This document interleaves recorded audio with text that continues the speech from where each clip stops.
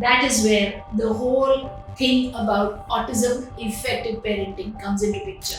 Your kid is not learning anything, neither from chapter 1, not from 2, not from 3, nothing at all. We need to build the skills of our child until this child reaches a grade 12 level. Continue to support your child and not syllabus modify and try to cover everything and do at the pace of the class.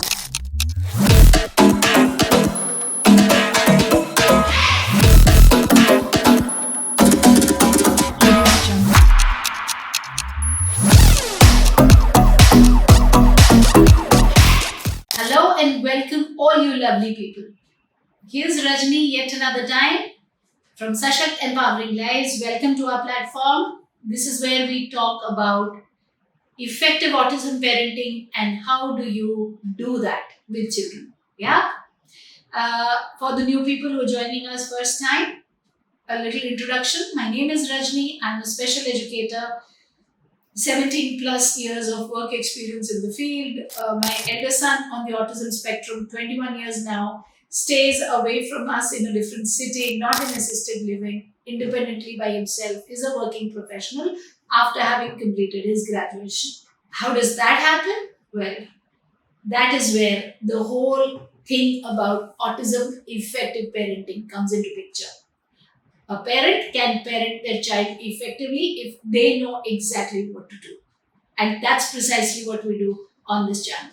Also, 15,000 plus students on various programs of ours and some 50,000 plus people associated with us through various modes, YouTube, Instagram, etc. etc. So, hi guys, today I welcome you all. We're going to be talking about a very, very important topic, which is importance of syllabus modification. A lot of parents talk to me on this topic, and the question is practically the same every time. If you like our content, please press the like, hit the subscribe button, the notification bell, share it with somebody you feel will benefit. Yeah? So, what is syllabus modification and why is it important? Basically, syllabus modification means cutting down on the academic syllabus of your child. The first thing that happens to us parents when our kid goes to school is we step into the kid's shoes. It's no longer our child attending school, it is we, the same 8-year-old Rajni, so many years ago. So when my 8-year-old goes to school, it's not my 8-year-old going, it's Rajni going. When exams are announced, now I am doing everything with him. Yeah? And that happens to all the parents. And I'm getting upset, you are not learning this. You have this spelling test tomorrow. I remember once a parent saying, I cannot come for therapy session today. My child has exam. I said, oh, okay, fine. Grade 3. My child has exam. I said, yeah, okay. So what topic is it? And she says, crustaceans, amphibians, terrestrial animals. Wow.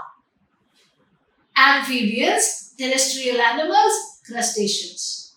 And we were struggling with this child in grade 3 that independently without the mother listen to the teacher and raise hand, comprehend the question and answer. So if you are somebody who can resonate to this situation, that you are doing complex problem sums and you are doing poetry and paragraph and unseen passages with your kid, while your kid is not even saying sabji wale bhaiya 2 kilo aloo de de, yeah, Mr.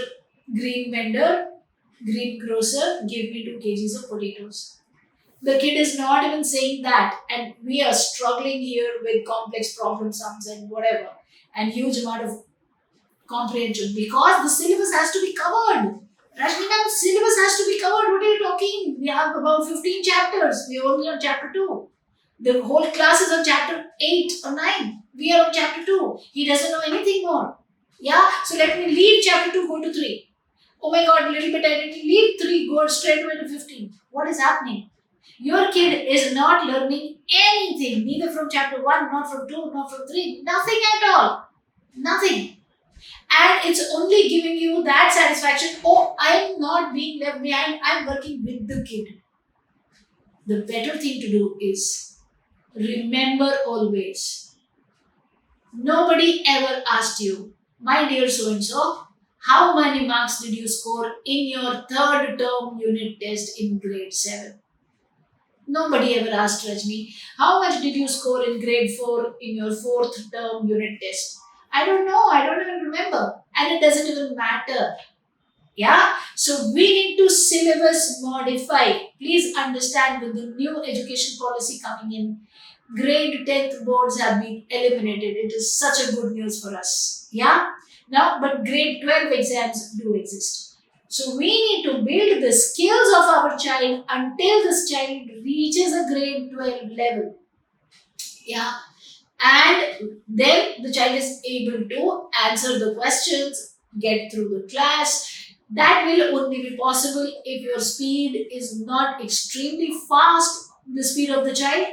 Then doing addition in 1 week, subtraction in the next, carry in the third week, and borrow in the fourth week, and within 1 month finishing the chapter of addition and subtraction with carry and borrow for 3 digits is unreal.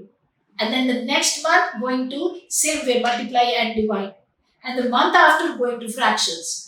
That's not how your kid will learn. So what do? You syllabus modify. You say the basics of math my kid needs to know so that he can maneuver through life.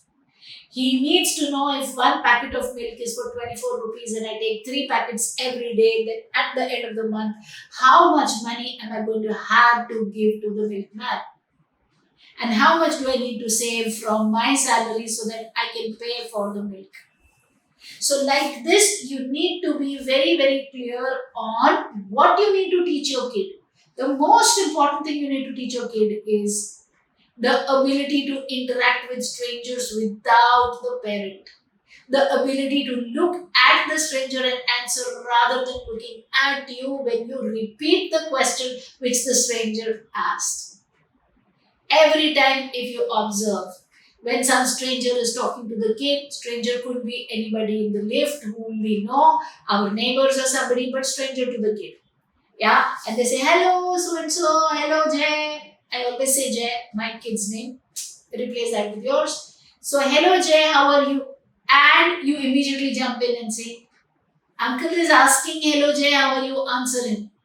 And he looks at you and says, I'm fine, thank you, because it's not the uncle. It doesn't matter. To the kid, it is you who asked. And the kid responded to you. While you are doing quadratic equations with him back home, in the lift, if he is not answering the uncle, you are losing it in life, my dear. Because then you cannot imagine your kid going to another city, settling down, managing on his own without you over a period of so many years. Why? Because you are not building it right. I like to say it here. If you want to go from Delhi to Mumbai, please do not board the flight that goes from Delhi to Bangalore. Yeah, it's only common sense. It will take you to Bangalore.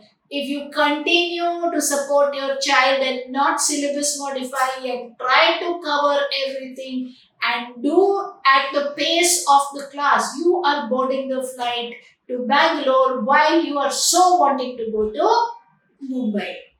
And why that happens? The destination is wrong, the route is wrong. That is why the destination is wrong. Yeah, so eventually you'll end up having a child who's a school dropout, and then you say, yeah, they told us it's a disability. We have a certificate. Way back when he was 3 years old, they told us it's a disability. It wasn't. You made it. How? By not knowing the right technique. So what do you need to do? Go slow. Go at the child's pace. Put the worksheets in the child's bag. Tell the teacher, you can continue fractions. Please give him double digit addition. That's fine. That's fine by me. Until grade 8, nobody can fail your kid. Your kid will sail through classes. And it will give you time, because you cut down on what is the longitude and latitude, Tropic of Cancer, Tropic of Capricorn, the equator, savanna grasslands, Mediterranean tundra, the Neolithic age, prehistoric caveman. How much of that are you using anyway? Yeah? Okay, if I ask you to do HCF and LCM by giving you numbers, will you be able to? If you're not a math teacher, chances are you simply turn around and say, Rajni, I forgot. I don't know how to do this. Yeah, I know, because even I don't know how to do it. Because we don't need it in our life. But I know how to talk to you, and you know how to talk to me. And that's what is helping us. So, guys, syllabus modify. Get the kid to say the things and do the things and the ADLs in place by compromising on the vast syllabus, the matching of valencies, the periodic tables, the chemical equations. We don't need it. Unless, of course, your child is a chemistry buff. That's another thing. And if that's the area, then let him only do chemistry and not history. Yeah, our new education policy supports that. But until all the schools get it into action, you get it into action immediately. Modify the syllabus, take smaller chunks, make sure they know it like the back of their hand, and then generalize it in real life events in 12 years. If you can do plus, minus, multiply, divide, I promise you the remaining bit, AI plus your app calculator on the phone will do it for math. Yeah, same way for English. I hope this video was of value to you. If you want to learn further how to syllabus modify, what kind of books to use, how to prepare your child, how to train your kid, please feel free to connect with us on Instagram, 7 p.m. to 7:30 p.m. every Tuesday, and YouTube. Both the places, same time. The link is given in the description box below. And 7 p.m. to 9:30 p.m. on Fridays, which is our Autism Masterclass. Join our community, learn, help the kid to be who they actually can be. Yeah? May each kid win. I will see you yet another time with a new topic. Until then, keep working with your kid, keep dreaming big. Bye bye.